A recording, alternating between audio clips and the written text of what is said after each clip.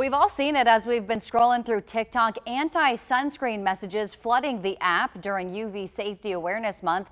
A new study from PLOS Digital Health also shows misinformation makes up 6% of all sunscreen related content there on TikTok, reaching more than 100 million people. Joining us now for a closer look at this study is Dr. Beth Brogan with the Laser and Skin Surgery Center of Indiana. Doctor, thanks for being here today. What would you say is your biggest concern as these myths circulate online?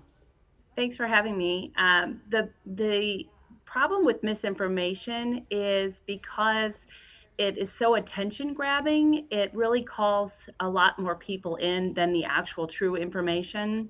So while there may be less misinformation than actual truths on the web, those things create curiosity and attention. So they get more likes, more clicks, more views. The thing that concerns me is that the misinformation can be deadly.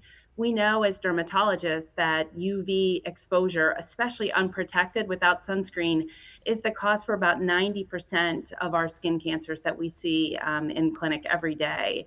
So it's really important that people know that sunscreen is safe and effective.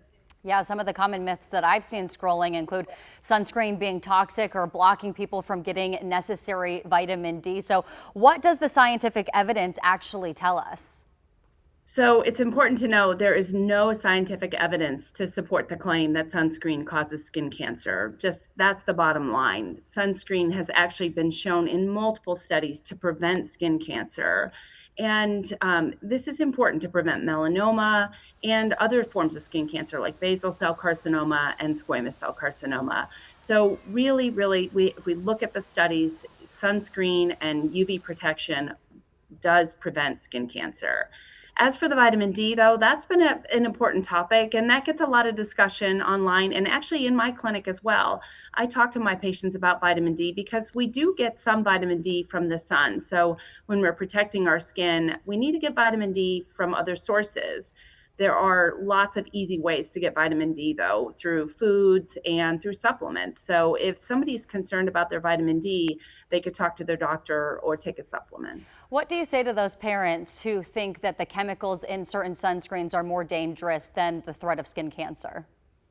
That's a really good question, and I hear that one all the time as well. There are a lot of chemical-free sunblocks that are out there that are mineral blocks with titanium dioxide and zinc oxide. So for someone who's concerned about chemicals, either because they're concerned about safety or because they're concerned about irritation or allergy, there are chemical-free alternatives that are very safe, and the technology has gotten so good in the last few years as far as those mineral blocks being less pasty and white and more cosmetically elegant, as we say.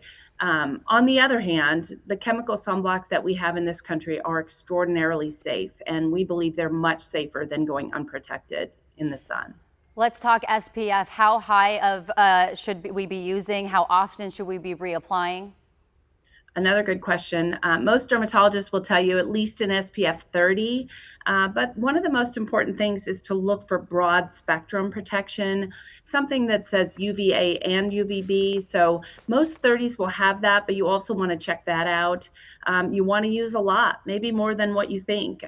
We recommend that you use an ounce over your entire body and apply it about 30 minutes before going out and into the sun. Of course, if you're in the water or sweating, you're going to need to reapply more often. But if you're in the sun, you should be reapplying about every 2 hours. Dr. Brogan, thank you so much for your time. I just have to ask you one quick question. We're short on time. Where Sure. can we go for this trusted advice? I mean, you've been a great resource, but obviously TikTok's not where we want to turn to. Sure. So I recommend a website called skincancer.org, which is the Skin Cancer Foundation. They have a lot of really good information, but also you could find a board certified dermatologist or speak to your regular healthcare provider. Dr. Brogan, we appreciate your time. Such an important Yeah, thank you. conversation. Thank you so much. Now we want